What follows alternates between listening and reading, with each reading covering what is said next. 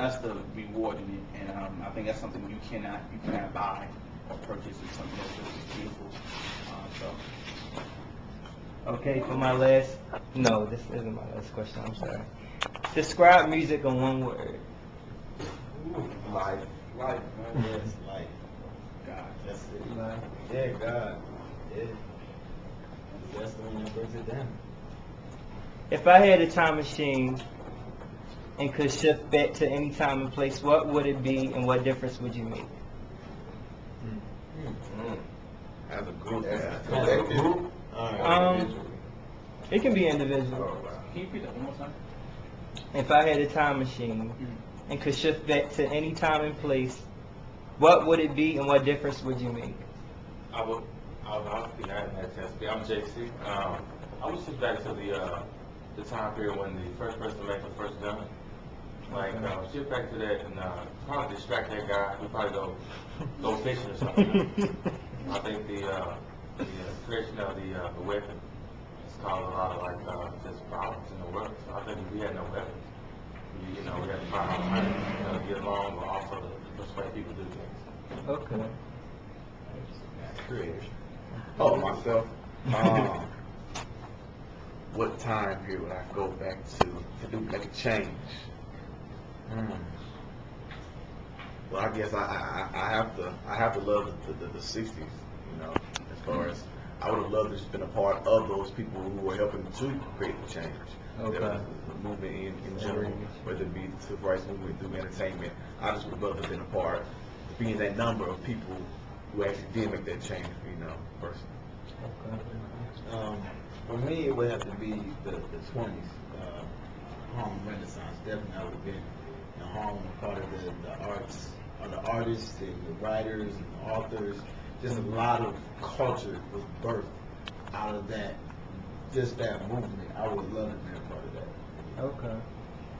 Man, for me, I'd probably go back to this is gonna sound weird, but like 1990, and I would try to read or re-educate myself, because I think that if I would have started at a younger age, educating myself about things that are currently impacting the world, then I would be able to have a more profound impact on '09 or the new millennium in general.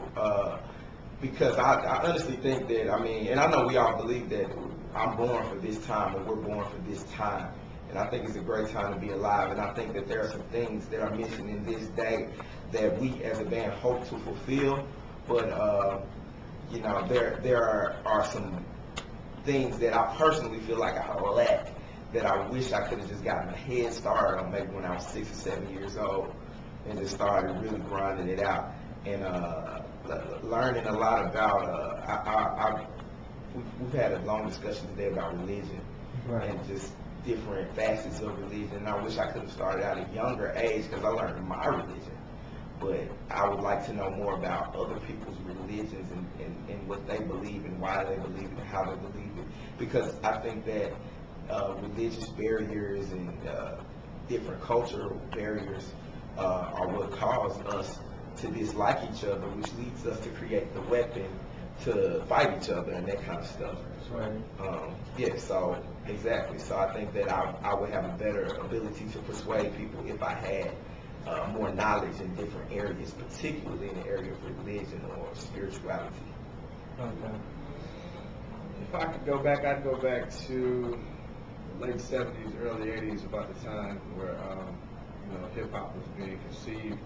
I think that unfortunately there's a gap that hasn't been bridged between the older cats and the younger cats. The hip hop heads respect, say, a jazz head or a jazz great. Jazz greats didn't necessarily do their part to reach down to the younger generation and pass the music on. You have people like Miles Davis, but he was about the only one. And so I would make sure that those people got to know each other. These guys nicknamed me the Jazz of the City in Atlanta, because I kind of move in that circle and bring what we do to them, because they don't get it. And then try to bring them to us so they can impart the wisdom that helps us fuel, the music that we're doing. And get to that deeper harmonic place, that more rich music culture, because we all as people, especially young people, we've lost the meaning of like real music, so we're just trying to find it again. Okay. I'll probably go back to the 70s. It was just a funky culture, funky fashion, funky music.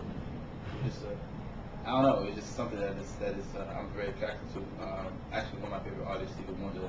That's when he had his couple of great albums in that period. So. Okay, so that wraps up the interview. Nice to talk to you, man. Hit us on twitter.com/Jaspects, which is spelled Jaspects. Hit us on myspace.com/Jaspects, which is spelled Jaspects.